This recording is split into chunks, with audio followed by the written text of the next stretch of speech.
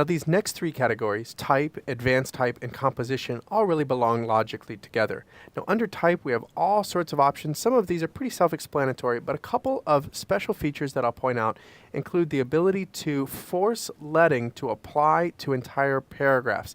This option exists because InDesign has a unique ability to actually apply leading on a character level. Most other applications apply leading on the entire paragraph. If you would prefer that behavior, you can enable that here. I'm going to leave it off for now because that is the default, and jump to this next category, and that is font size preview. InDesign CS3, as well as several of the other Creative Suite applications, have WYSIWYG font menus. That is, what you see is what you get. This means that your font menus are previewed actually in their font faces, so you don't have to guess which font you're going to apply.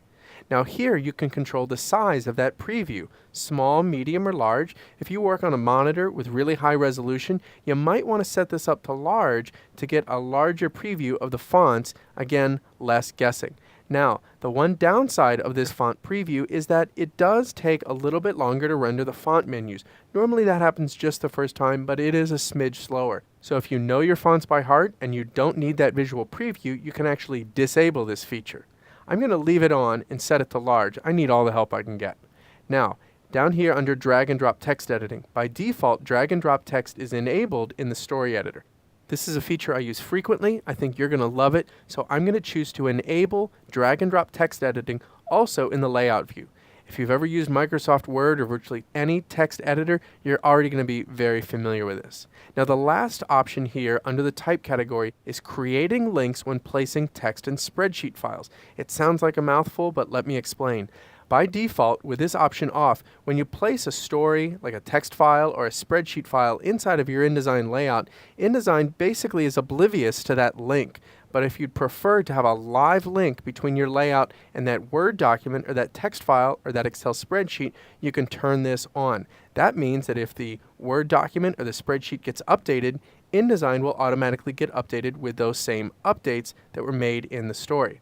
What's nice about this option is it's really a hybrid. That means the InDesign layout will update based on changes made to these linked text and spreadsheet files, but the text and spreadsheet files actually aren't required for print output, which is a little bit different from linked images. So it's a nice hybrid there. I'm going to go ahead and leave this off by default, but it's an important setting to understand, so I thought I'd point it out.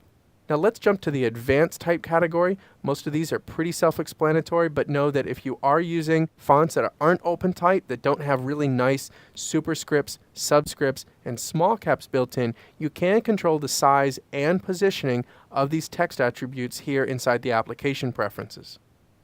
The last type category we'll look at is composition. At the top here, we have several highlights. These highlights will appear if you have certain problems in your type. We're going to see some of these in the next lesson, but for now, just know that you can, for example, check this to highlight in pink any substituted fonts. So if you're missing a font, you don't have to guess, you don't have to print it out and see Courier in the final printed piece. You can see that all the time, real time, inside your InDesign layout. You also have options for keep violations, hyphenation, and justification violations, and so on. The last option in this category I'll mention is right here at the bottom. Text wrap only affects text beneath. What does this mean? You know what? I almost think this option should say, make text wrap work like Quark Express. In Quark, text wrap all depends on the layer stacking order. InDesign actually doesn't care. You can stack objects above or below text, and the text wrap always works. If for some reason you're really fond of that Quark style way of working, you can enable this, and then text wrap will only affect text objects beneath the objects that you have text wrap applied to. Again, I like the flexibility that InDesign offers me, that I don't have to pre-stack things in a certain order, so I'm going to go ahead and leave that on and jump to the next category.